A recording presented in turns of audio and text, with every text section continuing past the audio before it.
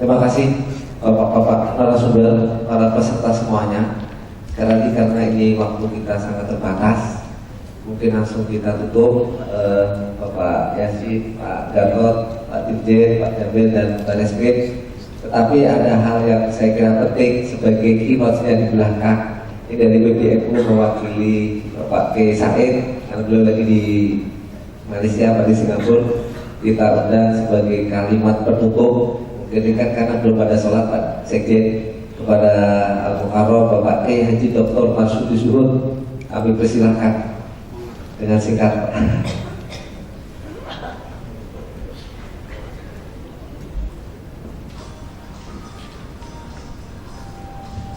Assalamualaikum warahmatullahi wabarakatuh.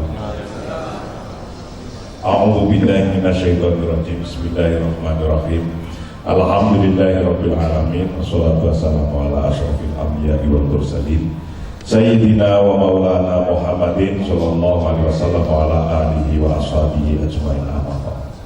Ulama al-kiram wa habaibana al-afadil masyayikhina wa bil khusus bapak-bapak dan ibu-ibu yang hadir di tempat yang penuh berkah ini, Shahibul Fadilah, Rois, Asbihu, dan para pembicara yang alhamdulillah hadir semua. Pengurus besar Nahdlatul Ulama, sesungguhnya adanya acara ini memang sengaja karena kedatangan dua calon presiden.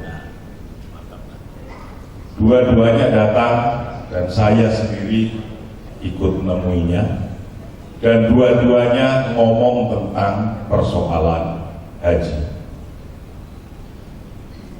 Yang pertama, dan orang yang nomor pertama, nomor satu berarti, dia punya gagasan, kalau nanti saya jadi presiden, saya akan membuat tabung haji. Itu omongan pertama, nomor pertama. Presiden, calon presiden nomor pertama. Tapi apapun saja itu nanti saya akan komunikasi dan serahkan ke PBNU baiknya bagaimana. Itu yang nomor satu. Yang nomor dua juga datang dan menyampaikan, kalau nanti saya jadi presiden, tapi ini disampaikannya bukan oleh calonnya, oleh oleh sekjennya, namanya Bapak Cahyokumolo. Itu ngomong ke saya juga, kalau nanti kebetulan yang nomor dua jadi presiden, bagaimana menurut NU kalau ini saya bikin badan untuk hajinya? Ini pertanyaan nomor dua. Yang nomor tiga, nah nggak ada kan? Tapi walaupun nggak ada bentuknya, pertanyaannya ada ke saya. Pak Marsudi, kalau ada orang ingin jadi atau jadi menteri agama dan orangnya baik, gak ingin korupsi, belas gak ingin korupsi, pertanyaannya, bisakah orang atau Departemen Agama tidak masuk penjara oleh KPK? Nah begitu ini. Orang menterinya ingin baik, ingin gak korupsi, belas gak ingin korupsi lah pokoknya. Bisakah tidak masuk KPK atau dihukum? Dirinya pun gak ingin dihukum. Lah, saya nggak bisa jawab dong, yang ditanya saya, kan gitu. Nah, ketika Menteri Agama datang, Menteri Agama belum dilantik, sudah ngobrol-ngobrol sama saya yang sekarang ini, ketika baru dilantik langsung ke PBNU, maka akhirnya gerumpi tentang yang nomor 3 ini. Kalau ada Menteri Agama tidak ingin korupsi, belas babar pisan, tapi itu bisa dihukum apa tidak oleh KPK karena dianggap salah. Oh, kalau gitu kemungkinannya bisa, walaupun dirinya nggak korupsi, tapi tetap bisa dipenjara. Apa persoalannya kalau begitu? Karena itu adalah disebut sistem yang error. Sistemnya yang error. Kalau sistemnya kok tidak error, sudah bagus. Lah kemudian tetap saja itu Kementerian Agama ada yang masuk KPK dan penjara, maka itu disebut human error. Ya kan? Nah, berarti ada dua hal sekarang yang terjadi detik ini, hari ini, bisa human error dan bisa juga sistem yang error. Ketika ada waktu demikian, kemudian Pak Hafid datang ke saya, udah cocok, ini harus dilakukan segera, karena sesungguhnya mau presidennya siapa akan bertanya kepada pengurus besar Nahdlatul Ulama. Sebelum ditanya, maka kita harus bisa mengelaborasi masalah-masalah dengan jawabannya. Ini banyak sistem yang error atau banyak yang human yang error. Kalau sistemnya yang error, betulkan, maka hari ini kita butuhkan sesuatu yang untuk ke depan agar lebih baik, agar tidak disebut sistem yang error. Kalau saya lihat masih ada sistem yang error, dari yang tadi oleh Pak Dirjen mungkin nggak bisa kejangkau tangannya juga. Apa saya pendengarannya yang kurang, misalnya mau menentukan harga podokan, itu kan harus ke sana dulu, belum harus ke sini dulu. Apa benar itu harus setujui oleh anggota DPR? Ketika anggota DPR setuju, butuh berapa lama?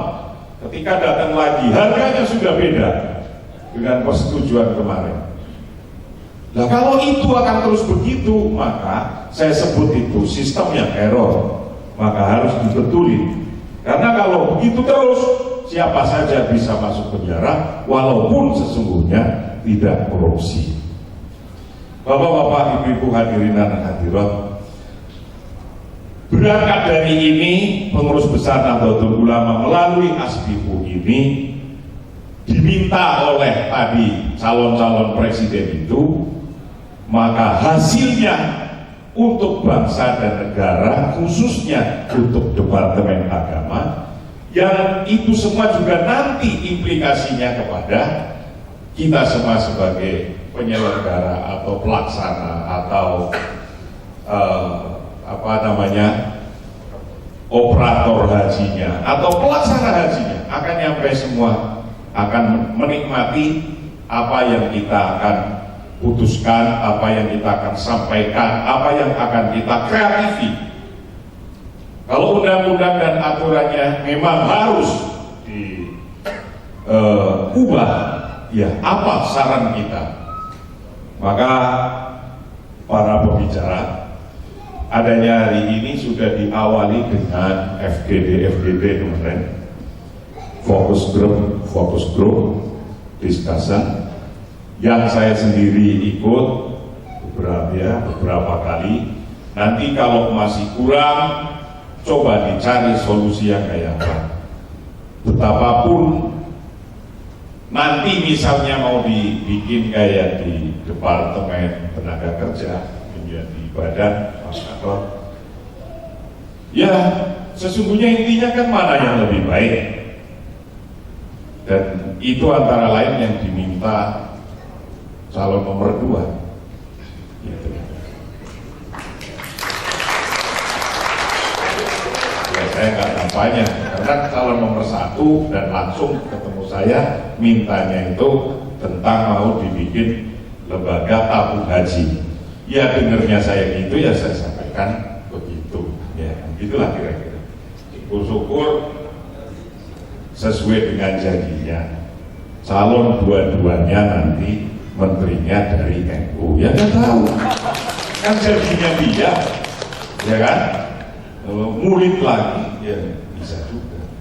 Bapak-bapak, ibu-ibu hadirin dan hadirat, itulah keinginan pengurus besar Nahdlatul Ulama, bagaimana memberikan sumbang saran dan pikiran atas pelaksanaan haji di Indonesia, dari mulai segi bagaimana efektivitasnya bisa tetap di satu departemen atau bisa jadi badan atau apa, atau bagaimana secara efektivitasnya agar orang-orang yang mengelola haji ini jauh dari fitnahan di dunia dan di akhirat.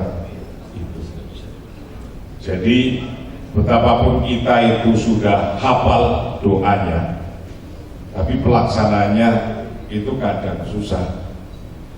Wal afwa indal hisab itu kan diampuni ketika diaudit.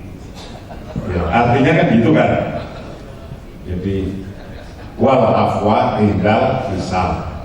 Nah, kita kalau WTP itu kira-kira sudah wal afwa apa belum? Nah, kalau pakai apa namanya? Disclaimer gitu ya.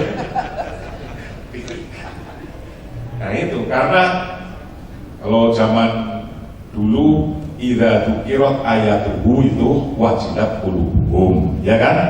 Nah sekarang idza dzukirat KPK, wah itu langsung juga wajilat qulubuhum. Jadi kalau dulu ayatnya itu dibaca itu dan redek gitu. Nah, tapi sekarang kalau idza dzukirat KPK, masya Allah wajilat qulubuhum. Jadi wal afwa indal hisab itu penting, maka judulnya ini sekarang juga itu, antara lain Pak Yasin, Pak Gadot, Pak Jamil dari Pak Dirjen dan Pak Reskrim. Terima kasih atas ini semua dan pelaksanaan seminar nasional ini. Mudah-mudahan ini semua menjadi amal soleh kita. Cekap semanten atur kawula, mohon maaf yang sebesar-besarnya. Wallahu muwaffiq ila aqwamit thoriq. Assalamualaikum warahmatullahi wabarakatuh. Waalaikumsalam warahmatullahi wabarakatuh. Bapak Ibu sekalian, langsung kita tutup dengan baca Alhamdulillah. Mohon maaf karena para nasbun sholat, kita tutup dengan Alhamdulillah Rabbil Alamin, dan mohon bersedia para nasbun ke depan untuk menerima cenderamata mata. Langsung ke depan. Diserahkan kepada pertama Pak Kiai Hafid sebagai Wakil Ketua Masbihu, Pak Sekjen Asbihu, Sekjen PBNU Pak Dr. Kemas Masyur. Mohon yang pertama Baris Krim, urus aja tuh, urut aja.